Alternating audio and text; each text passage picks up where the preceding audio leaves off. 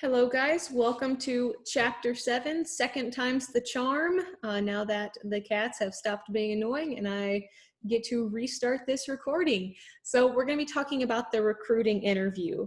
So this is the context of you interviewing someone else for a job at your company where you work, or for a business that you own, something like that. In recruiting, you are helping find someone work at the place that you work. So this is not an employment interview like you'd be doing to get a job somewhere. You're doing this interview in order to give someone else a job. So where do we find the people who, we want to hire? Well, nowadays, a lot of it comes from the internet. Places like Monster, Jobs, LinkedIn. Sorry, the cat's walking across everything again. You can go to a placement agency like AZ at Work, Arizona at Work, and they will help you find people. You'll post the ad there and they'll go through their records and be like, well, we have someone who might do well there. Let's send them your way to do an interview. You can post in ethnic media. So this would be like a newspaper specifically for Jewish Americans in New York or whatever. But you want diversity in your applicants because, different people have different experiences, and diversity is helpful to companies. You can go to job fairs and get applicants from there. And you can even find job applicants in internship programs. So, if you're in college, maybe you've done an internship where you've gone and worked for a company for, either for free or for a nominal fee, but then that gets you a foot in the door for if you ever apply for a job there. So, okay. So let's talk about some of these things that are important to know if you are hiring people. So there's the Equal Pay Act of 1963, which says you cannot pay men and women differently for the same work. So, if we take two of the faculty members here at EA, if you take me, who's a woman, and you take Ken Rains, who's the English teacher, if we're doing the same duties, they can't pay us differently. One of us may get paid more if we have more experience or higher education, but that's normal. But if we have the same education, the same experience, they can't say, oh, well, we're going to pay you $5,000 more because you're a man, or we're going to pay you $5,000 more because you're a woman. They can't do that based on the Equal Pay Act of 1963. The Civil Rights Act of 1964, you can't discriminate in hiring based on, sex or race. Age discrimination, you can't discriminate in hiring based on how old someone is. So you can't say, oh, well, you're 70 years old, we're not going to hire you. The caveat to this is that if for insurance purposes you have to be a certain, age, then that could possibly be something, but then it has to be a bona fide occupational qualification.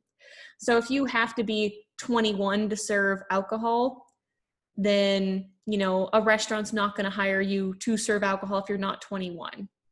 So that kind of age discrimination is okay, but that's because it's legally required that you be 21 or 18 in some states to serve alcohol. Rehabilitation and Americans with disabilities kind of go with the same thing. You can't discriminate based on someone's disability or mental illness or insert anything of that category here. And then Civil Rights Act is, there we go. I think it's just basically reaffirming the Civil Rights Act of 1964, if I recall correctly.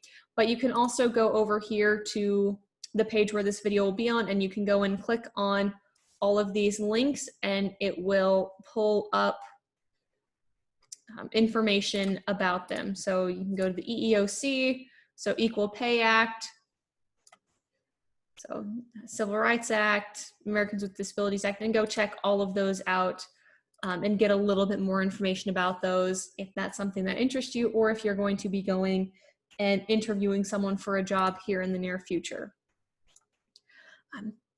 But the thing is, most of the time we don't really have to worry about breaking EEO, or equal employment opportunity. Equal employment opportunity, I believe, yes. Laws, because it's really easy to not break them. Like, these are some really, really easy laws to not break. It just says, okay, well, we're not gonna pay someone less because of their gender. And we're not going to discriminate because, you know, we know someone has, you know, depression or is bipolar, or insert whatever here. So the key to compliance with this is to just have bona fide occupational qualifications.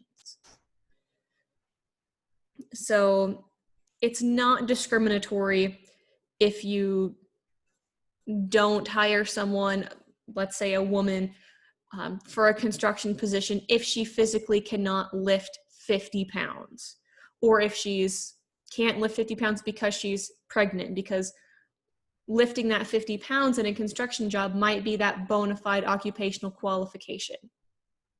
But if it's, you know, an office job or whatever, and we say, okay, well, she's going to have to take a lot of time off work because she's pregnant and she's going to have to want maternity leave and all that stuff, we're not going to hire her, then it's discriminatory because it's not a bona fide occupational qualification.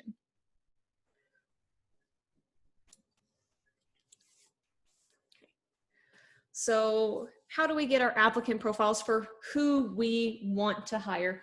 Well, you have to have those bona fide occupational qualifications. So what do you require? And then can potentially anyone who apply, you know, a member of a non-dominant group. So if you're in engineering, can a woman apply to this? Can they match the eligibility criteria? So, and HR managers are really good about making sure this stuff, because that's what they go to school for. So hopefully it's not something that you, as just someone who's going to interview, have to think too much about unless you're in HR. But, you know, what are we looking for? What is the ideal by which all applicants are measured? Okay, well, maybe our first thing is, okay, do they have an associate's degree, or do they have a degree in horticulture? Do they have a master's degree, or, you know, a master's of business? Do they have an MBA? I totally forgot what that last word on there is. Business administration, that's what I'm thinking of. So if they have a master's of business administration, then, you know, boom, we got that check mark gone off. You know, do they have the ability to sit and stand and do general, you know, body movements? Okay, yes. Can a member of a non-dominant group match the company's eligibility criteria? Most people, yes. But then you might have to think, is it really something, do they really have to sit and stand and be able to have that mobility? Because then what if someone's in a wheelchair? Then you have to say, okay, well, could someone with accommodations be able to do this job? Yes.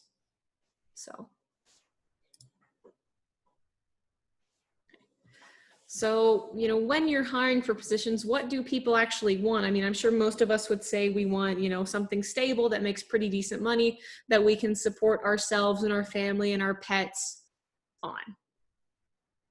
So how do you find out what people want out of your position? Well, a lot of people going into the job market now are millennials. They're within our age group.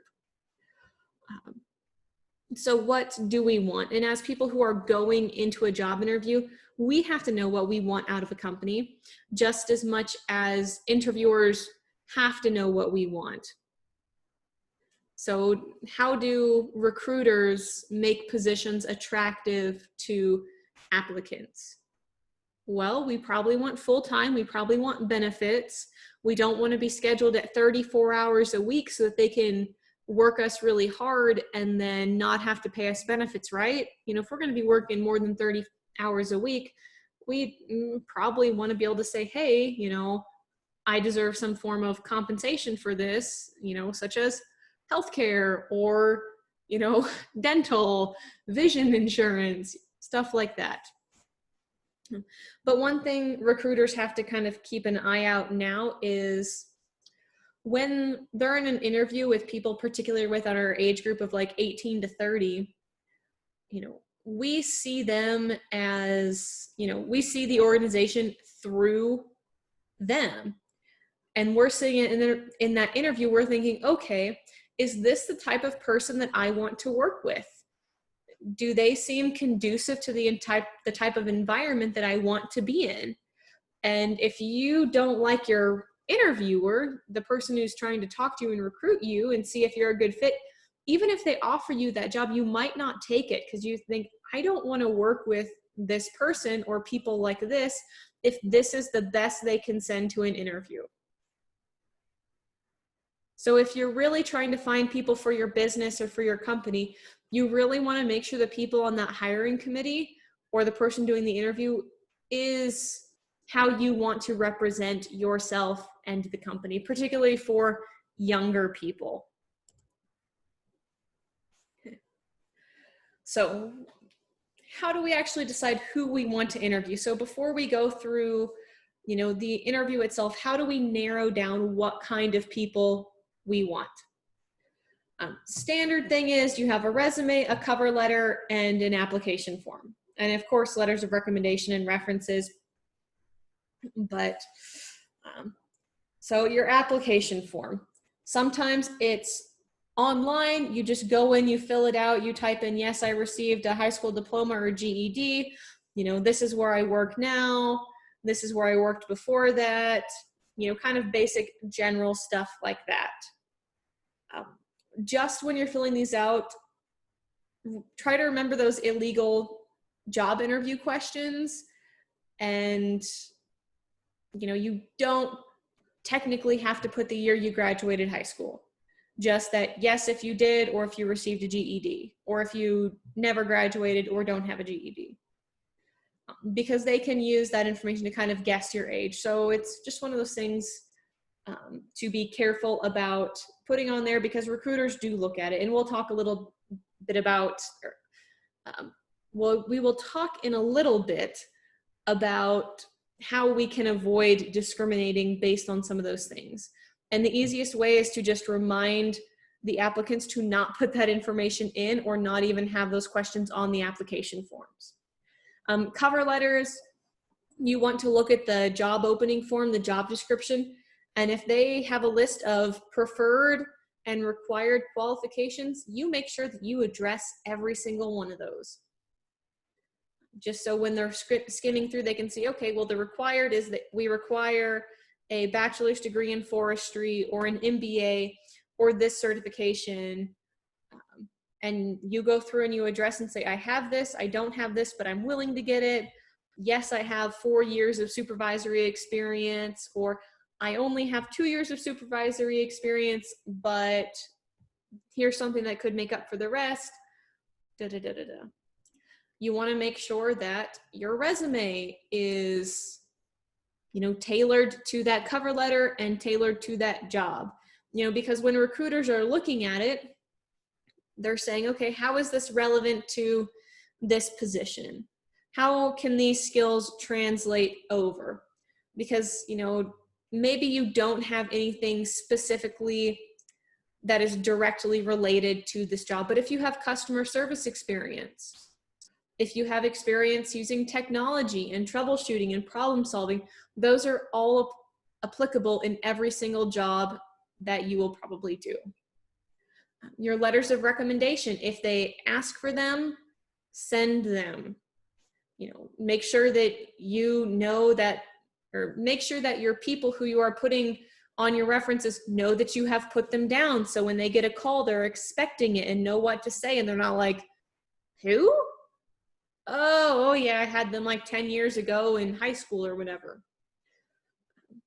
Some places will ask for direct letters of recommendation. So if they ask for that, just make sure you let your recommenders know. It's like, hey, these have to be sent directly in a sealed envelope to this person. Or if you can just throw it onto your application Some places allow it that way. You can do it that way as well. And some places even have you do like a standardized test or a demonstration of skills. So when I applied here at Eastern Arizona, I had to give a teaching demonstration to make sure that I knew how to teach. But if you're getting a job at Walmart or the Kroger or something like that, they might do a basic skills test to make sure that you can count back change. Some companies might want you to take a personality test or an honesty test, an aptitude test to see, what you're quote unquote good at. They might do integrity interviews to make sure that, like that honesty test, to make sure that you're honest. There's actually been some really funny examples of this. So one of my students last year, 2 years ago, I don't remember. I think it was last year. She was saying how one of her family members was applying to be a pilot, like a bush pilot up in Alaska. And one of the questions they asked him was, when you light a candle, do you stare directly into the flame or do you, look off to the side? Because apparently all of us stare straight into the center of the flame. And if you didn't answer that, then that meant you weren't honest. So I thought that was kind of interesting, but sometimes they ask really weird interview questions. If you were a type of furniture, what would you be? Yeah. Some of those, some people are very interesting interviewers. And, when we're doing these interviews, if you are ever in that position, I would just say a blanket thing is don't go onto their social media, because that can violate these, equal employment laws. Because if you find out like, oh my gosh, they have, this many kids, or they're married, or they posted about being bipolar, or, oh my gosh, there's a picture of them in a swimsuit, or they're kissing their girlfriend or their boyfriend, and ooh, like, they have a different sexual orientation than I do. And you don't hire them because that you can get sued. So the best way is to just understand that when you are hiring someone, and that their personal life and their professional life are different. If they start bringing their personal life into work, then it's something you can get involved in, but it doesn't matter if, Sally, who you're looking to hire, has X amount of kids, or has no kids, or is married or divorced, or is in a domestic partnership, or is Jewish, or is Muslim, or is an atheist, or whatever, because these things outside do not affect their work life unless it's a bona fide job qualification. So something where this would be like if you're applying to be a chaplain in the military. Most likely, someone who's an atheist is not going to get hired as a chaplain because it is a religious position. They're not going to be a cardinal in the Catholic Church if they're not Catholic. So there are some, exemptions to that, but those all fall under bona fide job qualifications. So, or those bona fide occupational qualifications. And if I would just say, whoo, hold on, where did we go? If you are going to be looking at a candidate's online presence, like if they're applying for a marketing position, like social media marketing, where they're going to be working with social media, that might be something you want to look at to see, okay, well, how do they curate information? What's their social media look like, so we can get an idea of what we want ours to look like. But I would just say it's probably not a good idea in general to look people up before you go into an interview with them, or after it, until, if you hire them, then it's whatever, they're already hired. But I would just say not a good idea to do it all until you've made the decision to hire them.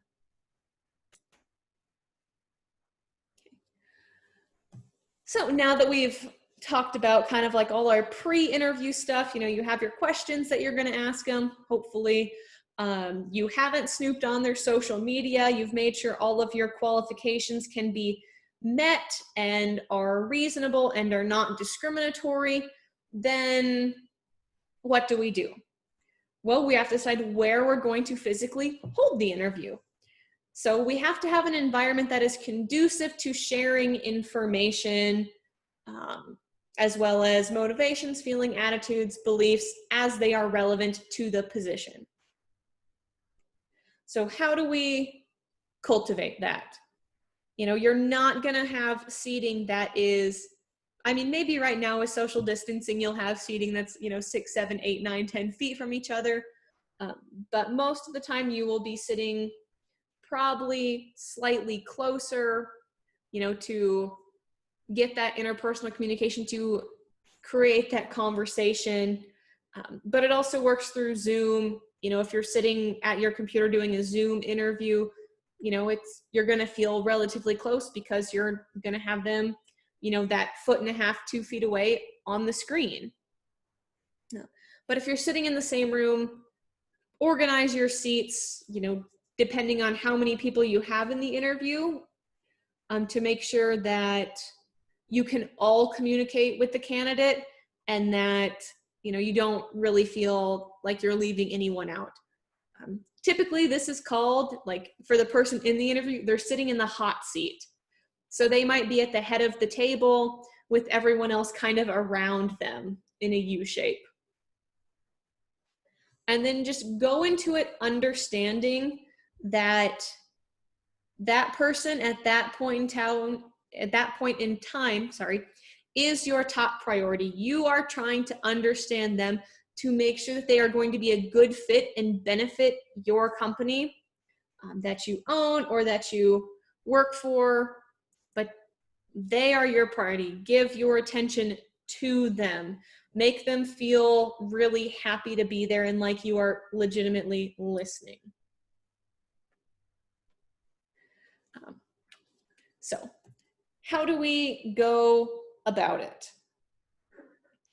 So I don't think I've seen chain interviews in a while. I typically see panel interviews because I think that's just getting more and more common, but also Zoom interviews now, these non-traditional virtual interviews.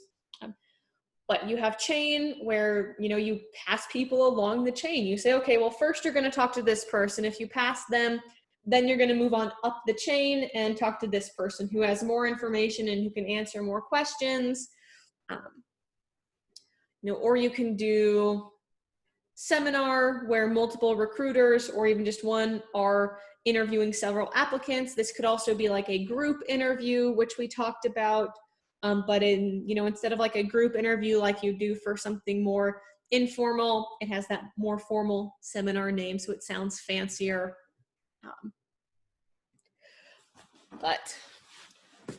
And then we have panel, which is, like I said, the one I tend to see the most, where you have one interviewee and then, 3, 4, 5 interviewers who take turns asking questions, going around. And, Jim asked the first question, Sue asked the second, Jane asked the third, Bob asked the fourth, and so on. And you do it like that so that the person interviewing has a chance to talk with people maybe from multiple departments. And then when the interviewee has questions, whoever is most appropriate to answer that question can. So, and then you get more points of view and more opinions on, is this a good candidate or not? So like we've talked about in all of our interviews, how do we build rapport? So you want to build rapport. With a job interview, if you're going in to interview someone, it's one of those things like you want to build rapport definitely because you want them to be comfortable, but you don't want to build too much rapport that you risk violating EEO compliance. You don't want to find out that they have, 6 kids, 3 of which are special needs, because then if they don't get hired, they could say that, oh, Bob discriminated against me because I told him that I had, these kids and that 3 of them are special needs, and I didn't get hired because of that. So you want to be friendly, but not too friendly that they give you too much information. You want to orientate them about what's going to happen, So you might say something like, hey, John, thank you for joining us in this interview today. This is how it's going to go. So it will be a panel interview. On our panel, we have, Bob, Sue, Jane, and Phil. So we're each going to ask you one question, then we'll move on to the next person who will ask you the next, and we'll ask you about 8 questions, and then, so we'll do 2 laps, I guess, of people asking questions. That was worded really, really badly. I'm sorry. So I guess we're each going to ask you 2 questions, alternating between people. And then your opening question. So it could be something as simple as, tell me about yourself in relation to this specific position. Because you don't just want to say, oh, tell me about yourself, because remember, that's one of our pitfall questions. But you could say, tell me about yourself with specific regard to the position you're applying for. Or how long have you worked in, aviation?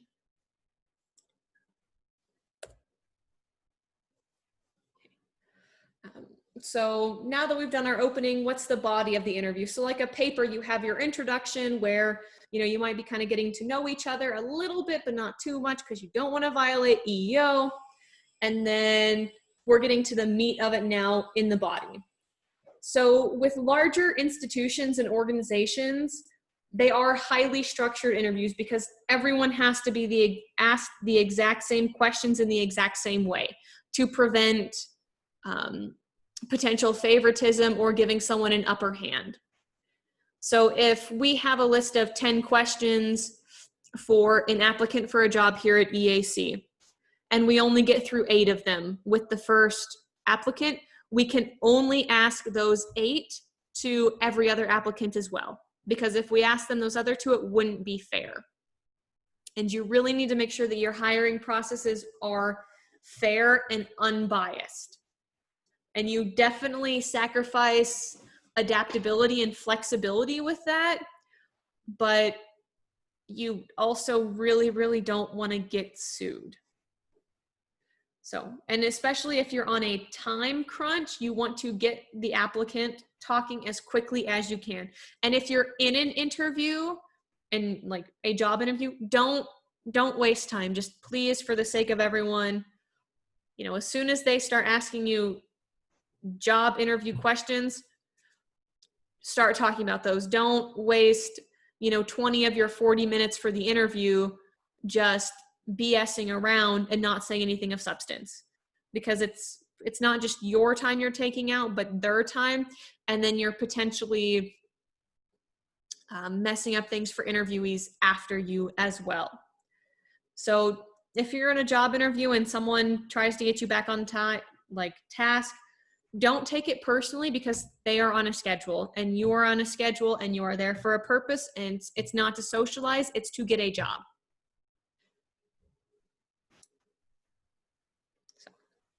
So, in a job interview, when you're conducting it, keep things focused and keep them more open-ended. You don't just want to be asking your interviewee yes/no questions. You can ask yes/no questions on a job application. You're not going to go into an interview asking, okay, did you graduate high school, blah, blah, blah, blah, blah, stuff like that. No, because you've asked that on the application. You want questions that make them think and make them apply what they know. So, if you had a customer come in who was, very angry about insert whatever here, how would you handle that? Or if you had a student who was upset about a grade that you gave them, how do you handle that situation? Those are very open-ended, like situational questions. You can ask different types of things like, other job-related things, but those are typically some of the ones that you see. Or, tell me about your teaching philosophy. So I'm trying to think of some other interview questions that are very open-ended that, what is your experience working with inmates? So, EA has a prison program. So if we're hiring someone to work at the prison, we want to know about their experience working with inmates. Because if they've never worked with inmates at a prison before, maybe we need to find someone else with a little more experience for the job. Because if you've never worked with inmates before, you might be in for a culture shock. And are you going to be able to do your job effectively? So, and then same with any kind of interview, but particularly job interviews, watch out for pitfalls in your primary questions and your follow-up questions. Try not to do those double-barreled questions where you ask people, two things in a row, because chances are in a stressful situation like an interview, they are definitely forget to answer one of them, and then they might get docked points for that.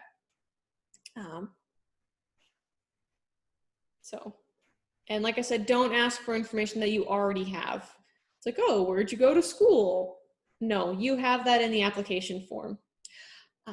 Unless they didn't say that. So if there's a required job qualification or a preferred one that they didn't list in their application or their cover letter or something, but it's really important for the position, you should ask them about that and say, okay, so this particular certification is required for this position. Let's say CPR. Are you CPR certified? Yes, I am. No, I'm not. I have been previously, blah, blah, blah.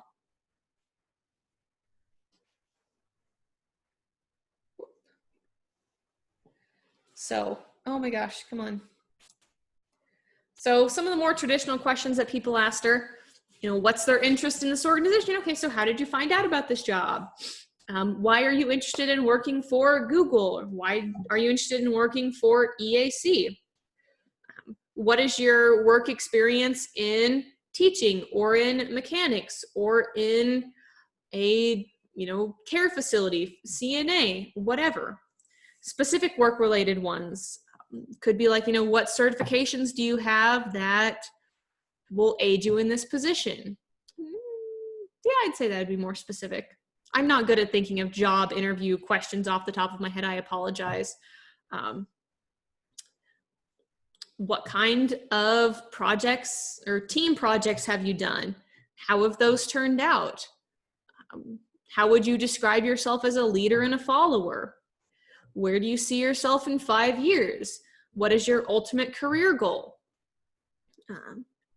Do you have any performance evaluations that you can share with us from previous bosses?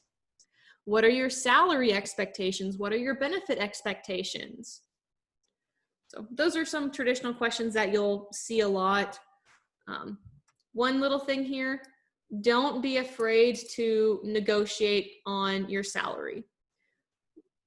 Pretty much everywhere has a range at which they'll hire, and they'll say, okay, well, we're hiring from 40,000 to 60,000. You always want to negotiate if you get offered a position. You shouldn't walk into the interview and be like, I'm going to need $60,000 for this position, because they haven't even offered it to you yet. And they might be kind of put off by that. But when you are offered a position, definitely negotiate to the best of your ability. And it's always good to go and ask someone who is more experienced in that. So maybe ask parents, friends, family friends, and say, okay, how do I get the salary that I'm worth? How do I negotiate benefits? Because, interviewers in that, we're expecting those questions. We want to be asked questions in a job interview. And pro tip, when you are in a job interview as the interviewee trying to get a job, come with some questions to ask your interviewer.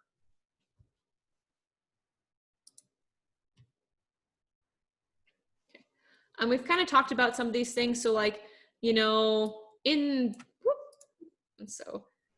what would you do if a student came to you and was upset about their grade? What is the proper procedure if, the crane starts to tip over? Stuff like that. Hypothetically, what would you do if this happened on the job? How should you respond to this type of incident? What is the standard operating procedure of this thing? So, and typically, like HR might have some of those questions ready to ask depending on the type of institution or organization you work for, but you're not going to go into these interviews blind. You're not going to have to think of these on the spot.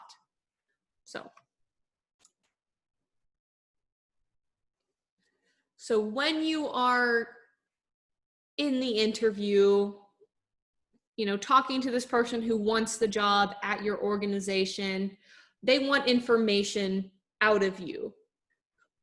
Sorry to say, they don't really want to know about you as a person most of the time. They want the information that you have about the organization and about the position. So you have to sell where you work for in the interview if you want to get people to work with you or to work for you. So that's why, as the interviewee, you should go in with questions trying to learn about the organization. So, how would you describe the workplace culture here? And then as the interviewer, it's your job to then sell it to them.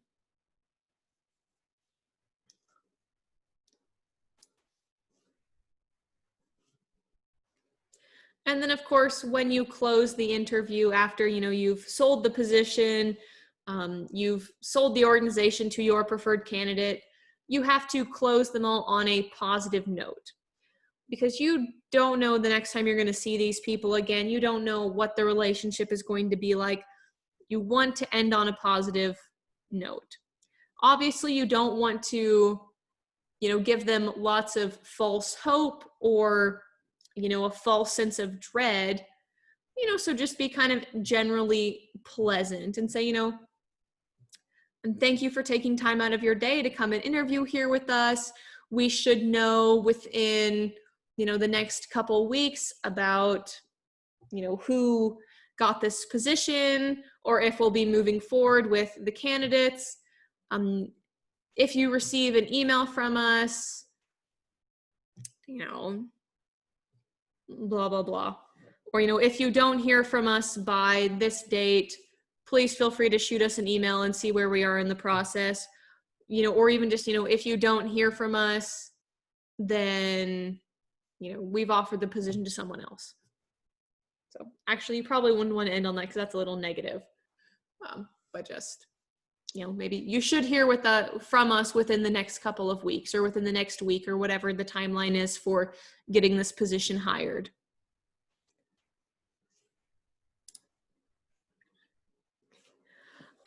So typically when you're in an interview when you're interviewing someone for a job, you'll have your evaluation sheet in front of you. So you can make your notes kind of as you're going, particularly in a panel. So if someone else is talking, then you have time to write down your notes and the attention won't all be on you. If it's one-on-one, you might not have as much time to get down your notes while you're in the interview. So just make sure that you take the time to record the things that you need to know. So if someone looked superbly nervous, maybe you jot that down and just say, hey, notice they were a little, nervous or uncomfortable, or they answered this question really well, or they didn't know how to answer this particular question. Just make sure that you get the information down that you need to get down as soon as you can. And then, why would you do this? And then assess their performance. So overall, how did the person do, the interviewee do? And then how did you do as the interviewer? Was there a couple times you may have messed up or, bungled the interview?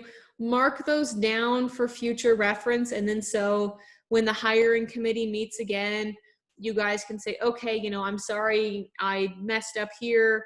I feel like it was slightly unfair to this applicant, or, I think we all did a good job asking questions, so on and so forth. Just make sure to keep a record of pretty much everything, just so you have it for yourself. And then, you know, sometimes you will get applicants who email you and say,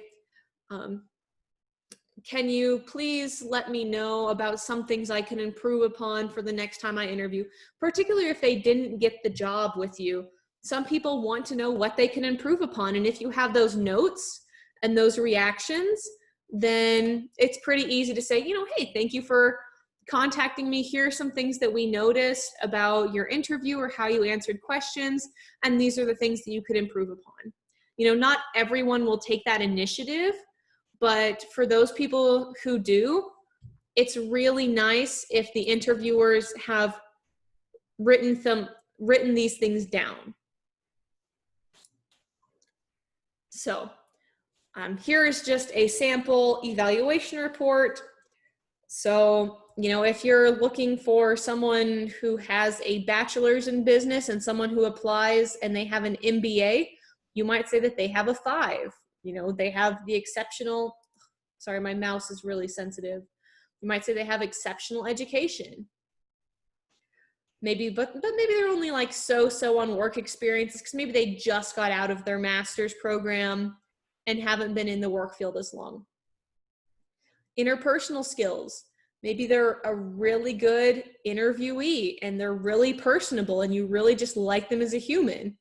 Or maybe not. Maybe there's definitely some room for improvement there. So, but these are the things that interviewers look for. So keep those in mind when you guys are doing your mock interview for that. So if you guys have any questions, comments, or concerns, please let me know. I will be happy to answer them. And I will see you in class soon. Thanks.